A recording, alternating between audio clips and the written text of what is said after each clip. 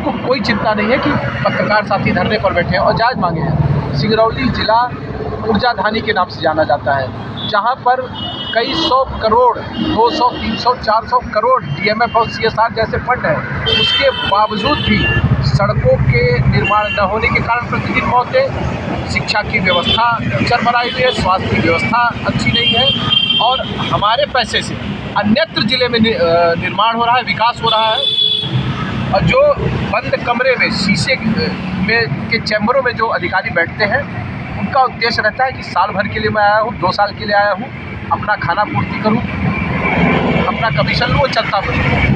यह विषय यहाँ के विकास की चिंता यहाँ के जनप्रतिनिधि को होनी चाहिए, यहाँ के नेताओं को होनी चाहिए कि यहाँ बाईपास सड़कें बने, यहाँ अस्पताल की व्यवस्था दुरुस्त हो, हमारे मीडिया साथियों के लिए प्रेस क्लब बनने चाहिए और शिक्षा स्वास्थ्य की व्यवस्था सुदृढ़ होनी चाहिए। आप सबके माध्यम से 1 साल से निरंतर मेरे द्वारा एयर प्यूरीफायर लगवाने की मांग उठाई गई। CMD महोदय को मैंने भी पत्र लिख करके दिया था कि प्रदूषण सिंगरौली जिले में गंभीर समस्या है, तमाम तरीके की बीमारियों से यहाँ का व्यक्ति जूझ रहा है, आने वाली नई नस्लें, नई पीढ़ी बीमारियों की चपेट में आती जा रही है। तो ऐसे में जहाँ ढेर सारी कंपनियाँ हैं और प्रदूषण फैलना स्वाभाविक बात है, चौराहे चौराहे पर एयर प्यूरीफायर लगवाए जाए। बहुत छोटा प्रोजेक्ट है, लेकिन यहाँ का भ्रष्ट तंत्र, भ्रष्ट नेता और भ्रष्ट अधिकारी केवल अपने जेब को भरने में लगे हुए हैं। यहाँ के लोगों से, यहाँ के मुद्दों से उनका कोई वास्ता नहीं, कोई सरोकार नहीं। हाल फिलहाल में बड़े बड़े अखबारों में, मीडिया में छापा जा रहा है कि 365 करोड़ का बाईपास, 365 करोड़ का बाईपास।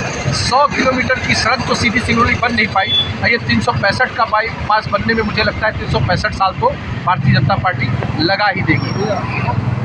जो सड़क का डायमेंशन इन लोगों ने दिया है, उससे मात्र 20%, 10 से 15% जो सड़कों के ट्रैफिक का दबाव कम होगा। यदि यही सड़क महाजन बगीचा होते हुए, बैढ़न के पीछे से हर्रई होते हुए निकलती तो निश्चित तौर पर क्षेत्र का विकास और होगा। एक सड़क के साथ साथ दूसरी बाईपास की भी व्यापक पैमाने में आवश्यकता है।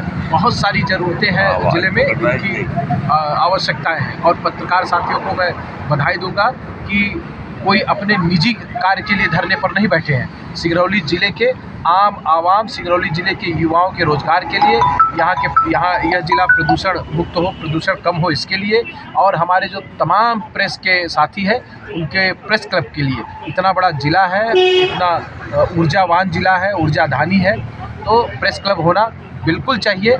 और एक बात मैं और आप सबके माध्यम से कहना चाहता हूँ कि जो बंद कमरे में DMF और CSR की चर्चाएं होती हैं, सिंगरौली ज़िले के हर व्यक्ति को यह जानने का अधिकार है कि उसके ज़िले में कितना लाख रुपया DMF या CSR मद से आ रहा है और कहाँ कहाँ खर्च हो रहा है। यहाँ के लोगों को पता ही नहीं चल पाता है।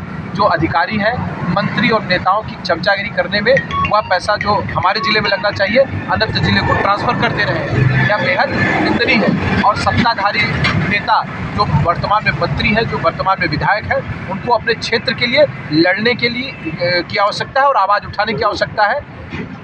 ये सारे बातें हैं और निश्चित तौर पर यह खेद का विषय है कि मीडिया 27 दिन से इस कपकपाती ठंड में धरने पर बैठा है और कोई न तो सत्ताधारी नेता, न मंत्री, न विधायक, न प्रशासन के लोग इनकी सुध ले रहे हैं। एक सवाल और, कर्मियों के द्वारा लगातार बताया जाता है कि ये जो है तो समाज को आईना दिखाने का काम है, लेकिन कहीं ना कहीं से इसी समाज को आईना दिखाते हुए उन पत्रकारों को खत्म करने की जा रही है। इसके बारे में आपका?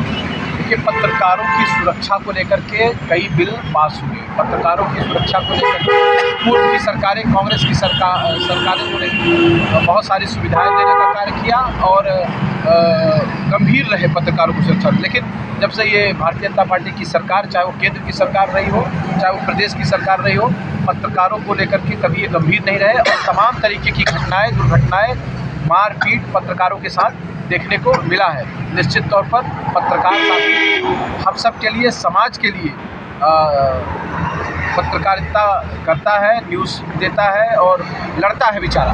उनकी सुरक्षा को लेकर के जिला प्रशासन के साथ प्रदेश की सत्ता रूढ़ी सरकार और जिला प्रशासन सबको ध्यान देने की आवश्यकता है और सचेत रहने की आवश्यकता है। समाज का आईना ही खुद 25 तारीख से लेकर के आज 27 दिन हो चुके हैं। समाज का जो आईना दिखाने वाला पत्रकार ही आज धरने पर है, उनकी ही बातों को सुनी नहीं है, जो जेन्युइन चीज़ है, जो 3 चीज़ें प्रमुख मांगी गई, उनको वो चीज़ें मांगे पूरी ना होने पर तो सोचिए जो बेरोज़गार हैं, जो रोज़गार मार्केट पर प्रदूषण के लिए, तो इनकी ज़रूरतें कैसे पूरी की जा पाएगी। यही तो चिंतनीय विषय है कि यह मोहन यादव की नई सरकार जनहित के लिए, जनता के लिए, प्रदेशवासियों के लिए कितनी गंभीर है, यह सोचने योग्य बात है कि आज पत्रकार 27 दिन से धरने पर बैठा है और बहुत छोटी मांग लेकर के जो जनता की हितों से जुड़ी हुई है, इसके बावजूद भी ये सरकार सचेत नहीं है और ध्यान नहीं दे रही है। इससे बड़ी निंदा क्या हो सकती है। फिर आखिर जो रोजगार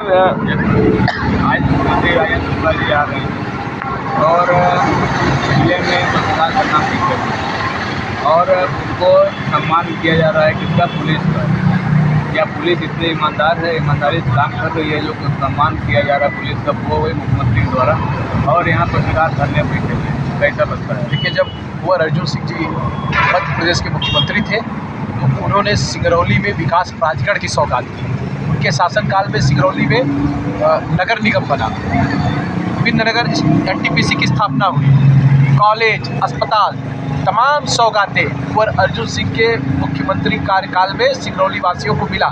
लेकिन जब से भारतीय जनता पार्टी की सरकार आई और ख़ास करके जो उप मुख्यमंत्री वर्तमान में राजेंद्र शुक्ला जी हैं, वो सिंगरौली को केवल शोषण या लूट का स्थान समझते हैं। यहाँ का पैसा ले जा, मुझे ये बात कहने में कोई गुरेज नहीं है कि वो यहाँ का पैसा ले जा करके रीवा में विकास करते हैं और हमारे ज़िले के जनप्रतिनिधि उस पर बधाई और तालियां बजाते हैं।